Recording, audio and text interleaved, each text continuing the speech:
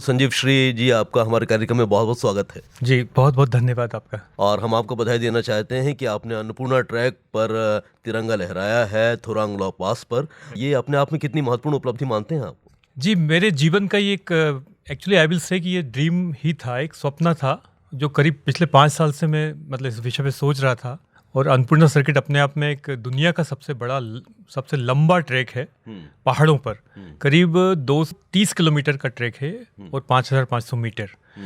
और इस ट्रैक की कंप्लीट करने की एक मतलब सबसे बड़ी खुशी मुझे इस बात की है कि मैंने सोलो किया without any guide and porter, और ठंड के टाइम में, जो कि ऑफ सीजन है। सो एक बड़ी उपलब्धि है। अन्नपूर्णा ट्रैक की हम और बात करेंगे, उसकी विशेषता जानेंगे, लेकिन पहले मेरा सवाल आपसे ये है कि आप एक म्यूजिशियन के रूप में काम कर रहे हैं। काफ़ी लंबे समय से बैठक द आर्ट हाउस आप चला रहे हैं, जिसमें आप कई संगीत के आयोजन करते रहे हैं।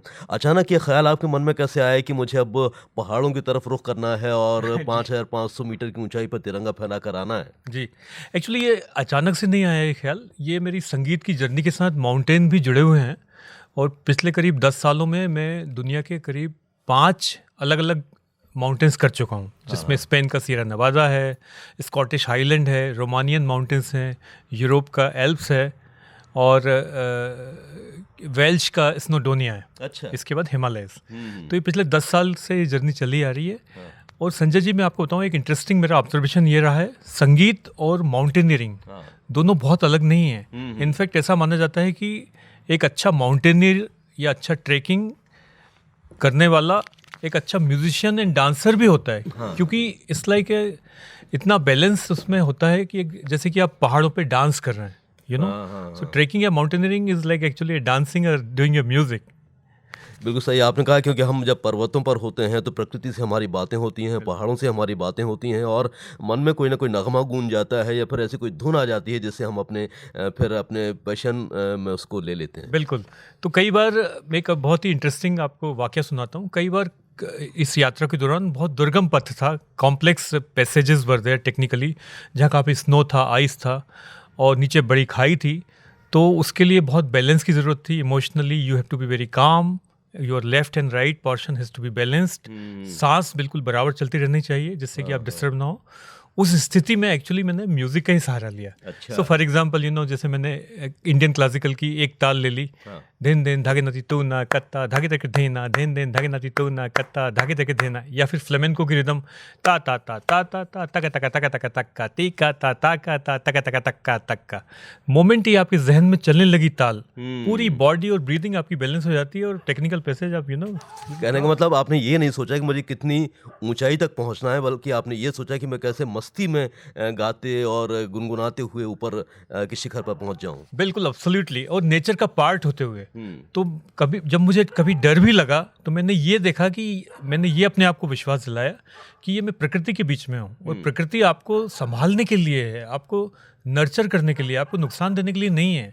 पहाड़ और झील और खाइयाँ सब प्रकृति हैं, और हम भी उसी के छोटे से पार्ट हैं। सही कहा आपने कि प्रकृति हमारी सहचरी है और हमारे साथ चलती है, और हमें भी उसको ध्यान में रखते हुए, यदि हम उसकी परवाह करते हुए आगे बढ़ेंगे तो फिर प्रकृति हमारा साथ ज़रूर देगी। संजीव श्री जी, हम जानना चाहते हैं कि ये जो आपका अन्नपूर्णा ट्रैक है, बताते हैं कि दुनिया का बड़ा खूबसूरत ट्रैक में से एक है, और बहुत ही एक लंबाई भी इसकी काफ़ी है। तो इसकी और विशेषता क्या है?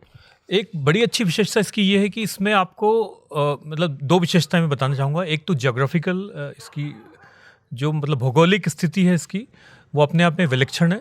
क्योंकि इसमें आप नीचे के पोर्शन में, मतलब 3000 मीटर से नीचे, आप नेपाली कल्चर देखते हैं, नेपाली ट्रेडिशन, नेपाली रहन सहन, नेपाली टेम्पल, नेपालीज का पूरे लाइफस्टाइल। वो 3000 मीटर जैसे ही आप क्रॉस करते हैं, आप तिब्बतन लैंड में जाते हैं। जी। क्योंकि हायर माउंटेन्स में, हिमालयज में 3000 मीटर के ऊपर तिब्बतन्स लोग रहते हैं। तो पूरा वो तिब्बतन और बुद्धिस्ट कल्चर मिलने लगती है आपको। तुम्बाज मिलते हैं, मंदिर नहीं मिलते हैं, मॉनेस्ट्रीज मिलती हैं, तिब्बतन खान पीन भी तिब्बतन हो जाता है, यॉक का दूध मिलता है। तो इस तरह की चीज़ें जो थी, geographically it's very rich. And क्योंकि ये करीब टोटल एक्सटेंट इसमें 10,000 मीटर होता है, मतलब सब मिलाकर, तो इसमें आप जो वनस्पति हैं, हर 1000 मीटर पे वनस्पति चेंज हो रही है। जो फॉरेस्ट है, या जो क्या बोलते हैं, पशु पक्षी हैं, फ्लोरा फाना ये चेंज हो रहे हैं। तो अगर आपकी वो आई है, अगर आप दृष्टि से उसको आप नोट कर रहे हैं, तो it's becomes a very rich experience. That's one thing. And second thing ये है कि जो सभी माउंटेन्स में होता है शायद, पर 5,500 मीटर मतलब 3,000 मीटर के बाद ऑक्सीजन लेवल जो चेंज होती है, जो थिन ऑक्सीजन लेवल होती है, तो उसमें वो अपने आप में एक चैलेंज होता है, और उसको निभाना एक मुझे लगता है कि एक अलग खूबसूरती रही उसको निभाना। बिल्कुल, आपने काफ़ी विशेषताएं बता दी इस ट्रैक की।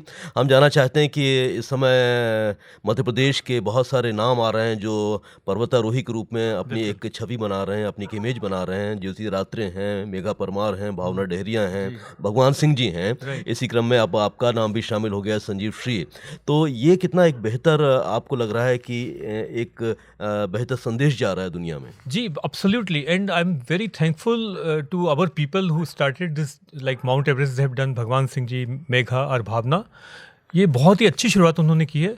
और मैं भी कई बार मैं जब ये ट्रैक कर रहा था तो ये सोच रहा था कि शायद भोपाल के यंगस्टर्स को अगर हम trekking as a adventure sport की तरफ अगर हम प्रेरित कर सकें तो एक बहुत ही खूबसूरत मैसेज जाता है। और मुझे लगता है कि भोपाल या हमारे आसपास मध्य प्रदेश के जो यंगस्टर्स हैं वो इसको भी एक स्पोर्ट के रूप में लें, और ट्रैकिंग को मतलब सिर्फ इंटरटेनमेंटल ना देखें, उसको उसके प्रिंसिपल समझें, उसमें नीचे अंदर जाएं, अंदर उतरें, और थोड़ा नेचर से और रूबरू हों। तो मेरे ख्याल से बहुत पॉजिटिविटी और इंस्पायरिंग एक संदेश रहेगा। मुझे लगता है कि यदि हम माउंटेनियर के पेशों को अपनाते हैं तो उसमें कुछ प्रशिक्षण की या ट्रेनिंग की बहुत ज़रूरत सामने आ रही है। तो किस लेवल पे आप ये चाहते हैं कि माउंटेनिंग को बढ़ावा देने के लिए काम होना चाहिए, और कौन कौन से लेवल पर लोग आगे आ सकते हैं? जी देखिए, इस पे ये विषय पे मैं पूरे टाइम सोचता रहा, क्योंकि मुझे लगा था हर स्टेज पे मुझे लग रहा था कि क्या इस ट्रैक को करने के लिए मुझे क्या ट्रेनिंग की ज़रूरत पड़ती है, या मैं क्या मिस कर रहा हूँ, या मुझे क्या और सीखना है। तो ये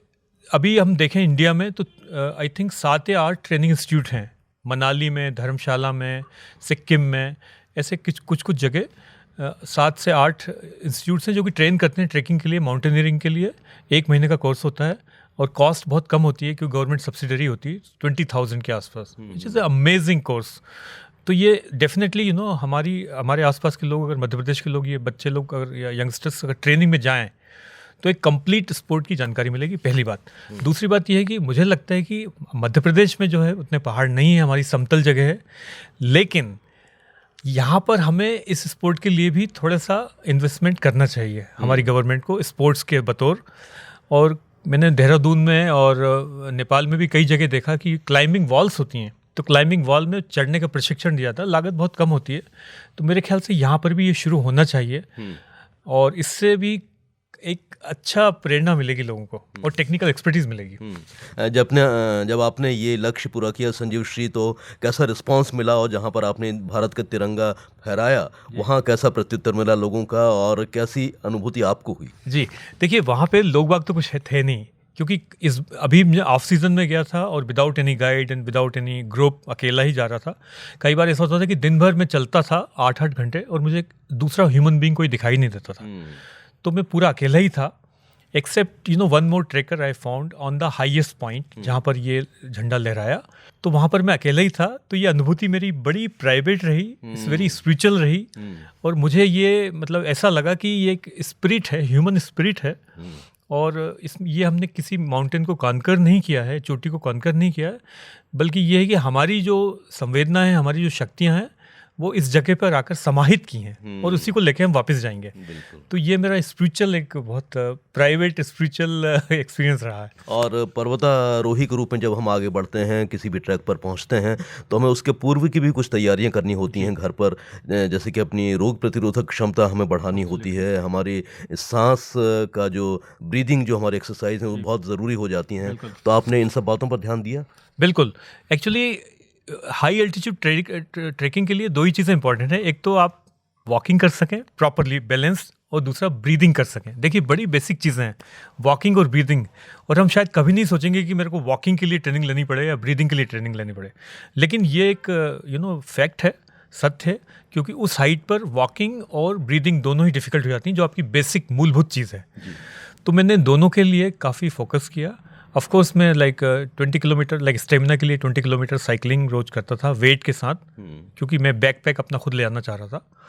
और इसके अलावा साइकिलिंग के अलावा मैं वॉकिंग 10 किलोमीटर्स, जॉगिंग 30 मिनट्स का जॉगिंग, ये सब फिजिकल एक्सरसाइज। बट जो मोस्ट इम्पॉर्टेंट चीज़ जो मैंने की है वो योगा एंड प्राणायाम। और उसका रीजनिंग ये था सर कि योगा करने से मतलब ये मेरे ये समझ थी इतने 5 माउंटेन करने से कि जब आप माउंटेन पर क्लाइंब कर रहे हैं तो कई बार आपका जो पथ है, रास्ता है, वो समतल नहीं रहता, वो ऑब्लिक होता है, टेढ़ा होता है, झुके हुए रहते हैं। तो आपका राइट और लेफ्ट पोर्शन बॉडी का बैलेंस होना चाहिए। अगर आपका बैलेंस नहीं होगा, एक्सीडेंट के बहुत चांसेस हैं, आप स्लिप होंगे, गिरेंगे और इस तरह की चीज़ें। और योगा जो है, आप कोई सा भी पोस्चर देखें उसका राइट में भी कराता है, लेफ्ट में भी कराता है। तो मैंने योगा को भरपूर यूज़ किया बैलेंस लाने के लिए, फ्लेक्सिबिलिटी लाने के लिए। और दूसरा प्राणायाम जो ब्रीदिंग के लिए। इनफैक्ट मैं आपको बताऊंगा कि पूरे जर्नी में मैं सुबह और शाम प्राणायाम हर दिन करता रहा। तो प्राणायाम में आप विशेष रूप से क्या करते हैं? भस्त्रिका करते हैं, अनुलोम विलोम करते हैं, कपालभाति करते हैं, क्या करते हैं? जी हाँ, मैं पहले शुरुआत करता था नॉर्मल ब्रीदिंग, सिर्फ जस्ट नॉर्मल ब्रीदिंग, इनटेक मतलब पूरक, कुंभक, रेचक, in the order of 4 count पे पूरक किया, कुंभक किया 8 पे, रेचक किया 12 पर, इस सर्किल में, जैसे कि ब्रीदिंग कंट्रोल में आ जाए। इसके बाद में प्राणायाम शुरू करता था। मैं शुरुआत करता था भस्त्रिका से, जैसे कि लंग्स में थोड़ा एक्टिवेशन हो। इसके बाद भस्त्रिका के बाद में अनुलोम विलोम पे जाता था जी। और अनुलोम विलोम पे फिनिश करता था। मतलब 15 मिनट का पूरा रूटीन बना के रखा था मैंने। ये तो वहाँ ड्यूरिंग द कोर्स में ये कर रहा था। इसके पहले मैंने 2 महीने पहले से ये सब गतिविधियाँ चालू रखी थी। आने वाले समय में संजीव श्री जी आपकी क्या प्लानिंग है? आप और कौन कौन सी जो चोटियाँ हैं उन्हें फतेह करना चाहते हैं? मतलब मैंने दुनिया के अलग अलग जगह माउंटेन्स किए हैं और ये वाला जो ट्रिप था वो हिमालय पर था, नेपाल की साइड से। अब मेरी दिली इच्छा है कि मैं इंडियन साइड से हिमालयस करूँ। अनफॉर्चुनेटली मैंने इंडियन साइड का हिमालय अभी तक एक्सप्लोर नहीं किया है और उसमें कई बहुत अच्छे पासेस हैं। लमखागा पास है, अभी बाली पास है। तो ऐसे कुछ पॉइंट्स हैं जो मैं करना चाहता हूँ और थोड़ा और एक्सप्लोर करना चाहता हूँ। आपने बताया कि आप संगीत से जुड़े हुए हैं और पर्वतों से आपको प्यार है। तो जब संगीतकार कोई होता है और नेचर को जब देखता है तो किस तरीके के तराने आपके मन में आने लगते होंगे? जब आप पर्वतों की तरफ रुख करते होंगे तो कुछ याद आ रहे हैं समय कि पर्वतों से जुड़े हुए? जी, बहुत मतलब जो तराने आते हैं वो ऐसे आते हैं जो थोड़े लोक संगीत टाइप हों। हाँ, जो लोक संगीत जो होता है वो ज़मीन से जुड़ा हुआ होता है। हाँ। तो उस तरह की तरह रहते हैं। लाइक फॉर एग्जांपल देखिए, मैं कई बार मैं जाते टाइम मेरे को ये संगीत जो एक स्पेन का लोक संगीत है वो मुझे काफ़ी जहन में आया। ये गाना है एक स्पेन का और इसमें एक छोटा बच्चा है, वो खिड़की से बाहर देख रहा है, उसकी माँ पानी भरने जा रही है, खच्चर पर पानी भरने। अरे वाह। तो बच्चा देख रहा है क्योंकि माँ जाएगी, बहुत दूर जा रही है, तो उसको थोड़ा डर भी लग रहा है कि माँ मेरे पास नहीं है और कहीं से जाके पानी लेके आएगी तो खाना बनेगा, उसको खाना मिलेगा, तो आशा भी है। तो वो ये स्पेन का म्यूज़िक है और स्पेन का गाना है। तो मुझे वहाँ बड़ा अच्छा लगा है क्योंकि वहाँ पे यही चीज़ें मुझे देख रहा था। ता ता ता ता देला क्वात्रो मुलेरो, देला क्वात्रो मुलेरो, देला क्वात्रो मुलेरो, ममिता मिया के वाना लगुआ, के वाना लियो, देला क्वात्रो मुलेरो। क्या बात है। और हिंदी फिल्मी गीतों की बात करें तो? हिंदी फिल्मी गीतों में मैं ज़्यादा नहीं हूँ अनफॉर्चुनेटली। पर यस, मुझे मतलब क्लासिकल में मैं थोड़ा इंटरेस्ट रखता हूँ। तो क्लासिकल में मुझे कुछ तराने डेफिनेटली बार बार याद आते थे। लाइक फॉर एग्जाम्पल, ताना धीम तादारे दानी, तादारे दानी, ताना धीम तादारे दानी, तादारे दानी, दानी धीम तादारे दानी, धीम तादाना, दानी धीम तादारा दानी, धीम तादाना, ताना धीम, ताना धीम, ताना धीम। बहुत सुंदर, बहुत सुंदर।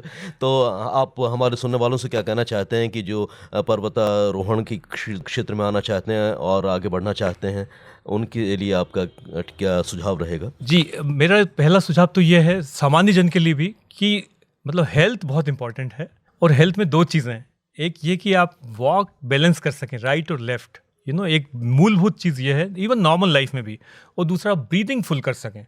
ये 2 चीज़ें बिल्कुल मूलभूत हैं जो हमको जीवन में उतारना चाहिए। ये मैंने जाना है 5500 मीटर की ऊंचाई पर, जहाँ पे आप माइक्रोस्कोपिकली अपने आप को देख रहे हैं।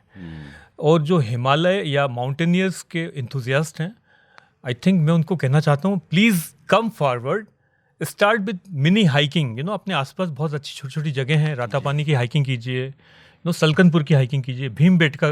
ऐसा नहीं कि आप बाइक पे बैठ के चले गए, वहाँ पे अंताक्षरी खेली आपने, ड्रिंकिंग की, खाना समोसा खाया, वापस आ गए, ऐसा सिर्फ मत कीजिए, इंटरटेनमेंटल मत कीजिए। इसको एक जर्नी के बतौर करिए, डेडिकेशन के साथ कीजिए। और पर्टिकुलरली कॉलेज गोइंग जो मेरे फ्रेंड्स लोग हैं, उनसे ये भी कहना चाहता हूँ कि जैसे आप कॉलेज जाते हैं तो आप मस्ती करते हैं, कैंटीन में जाते हैं, खाते हैं, अंताक्षरी भी खेलते हैं, फ्रेंड्स से मिलते हैं, लेकिन आपका मेन जो ऑब्जेक्टिव होता है स्टडी करना होता है।